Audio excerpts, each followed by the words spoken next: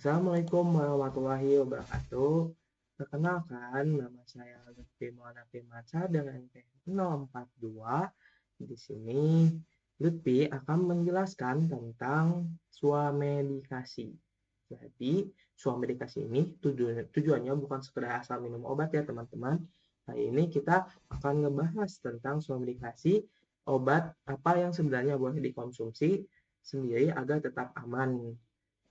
Yang pertama, kita bahas dulu nih, swamedikasi itu apa? Swamedikasi adalah upaya untuk seseorang dalam mengobati keluhan penyakit ringan dengan menggunakan obat-obatan yang dapat dibeli bebas tanpa resep dokter. Lalu, kenapa kita harus melakukan swamedikasi? Yang pertama, yaitu praktis. Jadi, swamedikasi ini efektif untuk penyakit ringan saja.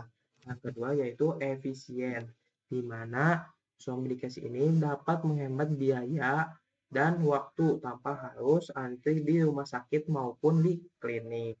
Tapi diingat ya teman-teman, untuk swamedikasi ini hanya untuk penyakit ringan dan bersifat jangka pendek. Kalau misalkan kalian mengalami sakit lebih dari 3 hari itu, tandanya kamu harus segera ke dokter ya. Lalu, golongan obat apa sih yang boleh digunakan untuk swamedikasi ini? Nah, di Indonesia ini kita punya tanda khusus di kemasan obat untuk swamedikasi. Yang pertama ada lingkaran hijau, yang artinya obat bebas. Obat ini adalah obat yang paling aman, jadi bisa dibeli di toko obat ataupun supermarket. Contohnya adalah paracetamol. Nah, lalu ada lingkaran biru atau obat bebas terbatas. Sebenarnya obat ini adalah obat keras, namun masih boleh dibeli tanpa resep dokter atau bisa dibeli tanpa resep. Biasanya ada peringatan di kemasannya. Nah, lalu contoh obat apa sih yang biasanya digunakan di swamedikasi dan keluhan apa sih yang sering ada di swamedikasi? Yang pertama, biasanya ada keluhan demam dan nyeri. Untuk keluhan demam dan nyeri ini biasanya digunakan obat paracetamol atau ibuprofen.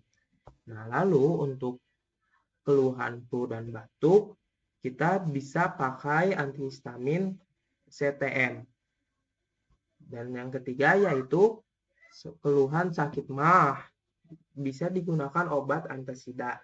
Lalu untuk keluhan diare, kita bisa gunakan oralit, dan untuk keluhan alergi ataupun gatal, kita bisa pakai bedak, kocok atau salep hidrokortison ringan. Nah, jadi perlu diingat juga ya, jangan pernah gunakan antibiotik untuk swamedikasi. Antibiotik itu harus dengan resep dokter, karena kalau salah pakai, kita bisa bikin bakteri dalam tubuh kita menjadi kebal terhadap antibiotik.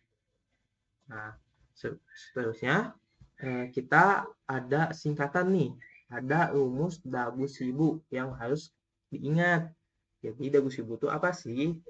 Singkatan dagu sibu itu jadi kita dapatkan obat di tempat resmi, Bu gunakan sesuai aturan pakai, si simpan di tempat yang sejuk dan jauh dari jangkauan anak-anak, dan Bu buang obat yang sudah keluarsa dengan cara yang benar. Nah, jadi semua medikasi itu boleh dan bagus, asal kita tetap teliti membaca label. Jadi kita harus menjadi pasien yang cerdas ya teman-teman, dan bertanggung jawab. Cukup dari saya, Lukman Firmansyah. Mohon maaf bila ada salah kata. Assalamualaikum warahmatullahi wabarakatuh.